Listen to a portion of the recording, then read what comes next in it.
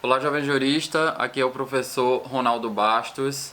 No episódio de hoje eu quero falar de um tema que vai ser discutido pelo STF. Já começou a discussão, a gente já tem uma decisão do relator, já tem um voto do relator, que é o marco temporal das terras indígenas. Marco temporal das terras indígenas. Né?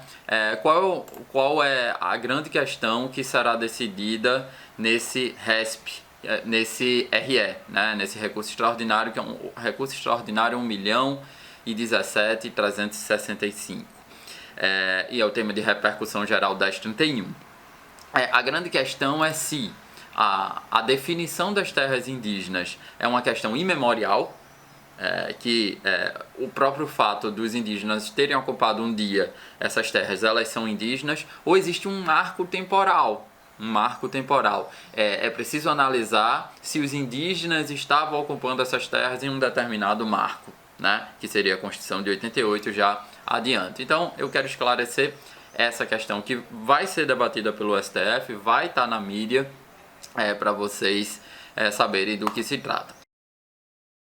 Primeiro, eu quero falar das teorias por trás dessas duas questões, né? A primeira teoria é a chamada teoria do indigenato e a segunda teoria é a teoria do fato indígena.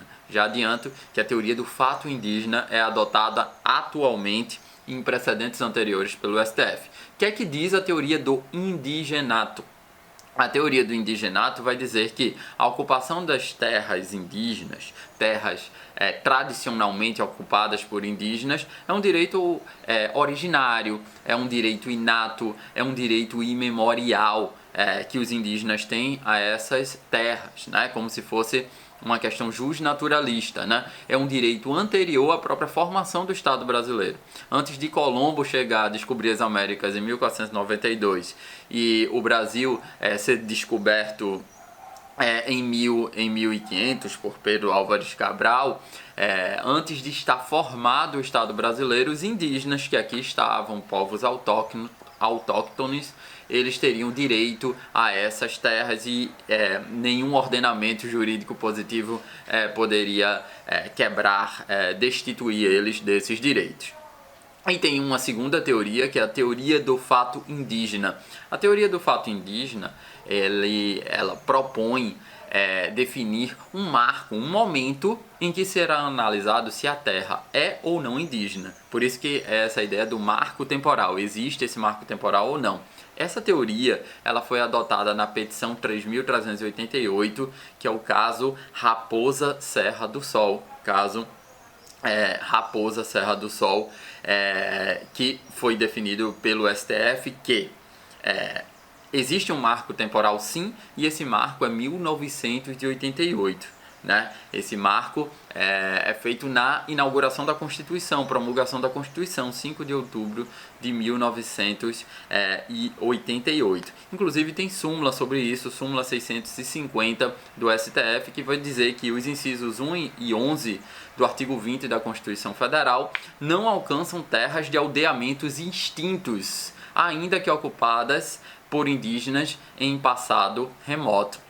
Essa é a tese do STF. E o STF, em algumas decisões, já dispunha sobre o renitente esbulho. O que é isso? Se as terras ocupadas por indígenas, os indígenas foram expulsos dessas terras em razão de efetivo conflito possessório e eles estejam querendo voltar a essas terras, existe a prova que há esse conflito. No caso desse renitente esbulho, essas terras podem ser consideradas tradicionalmente ocupadas pelos indígenas. Vamos lá para vocês verem alguns dispositivos da Constituição. O artigo 231, parágrafo 1º, vai dizer que quais são essas terras tradicionalmente ocupadas por indígenas. Primeiro, aquelas habitadas em caráter permanente, aquelas que são utilizadas para suas atividades produtivas, aquelas que são imprescindíveis à preservação dos recursos ambientais necessários ao seu bem-estar e aquelas que são necessárias à sua reprodução física e cultural, ou seja, que obedece aos costumes, tradições, o modo de viver do povo indígena. E a grande questão da Constituição, a grande questão que motiva esse debate e motiva vários interesses econômicos por trás desse debate é a questão que está no parágrafo 6º que eu trago para vocês, parágrafo 6º do artigo 231, que vai dizer: são nulos e extintos para qualquer efeitos jurídicos os atos que tenham por objeto a ocupação, o domínio e a posse dessas terras, bem como a exploração de riquezas naturais do solo, e não gera direito à indenização ou ações contra a União quando a União diz que essas terras são tradicionalmente ocupadas pelos indígenas. Beleza? Essa, como eu disse, foi a tese sustentada na petição 3.388, caso Raposa Serra do Sol. Só que essa questão do marco temporal. Só que esse precedente não possui efeito vinculante. Possui efeito vinculante para aquele caso Raposa Serra do Sol. E é um precedente que será rediscutido, como eu disse, nesse RE, 1.017.365. É um tema, inclusive, de repercussão geral 1031. Então é um tema para a gente ficar atento para saber qual vai ser a decisão do STF. O relator já disse que não existe isso de marco temporal, o que seria uma mudança desse precedente do STF. Vamos aguardar, qualquer coisa eu venho mais uma vez para falar com vocês. Espero que vocês tenham gostado do vídeo. Se precisam de um curso de Direito Constitucional para a OAB, vou deixar o link aqui na descrição do seu vídeo. Até a próxima.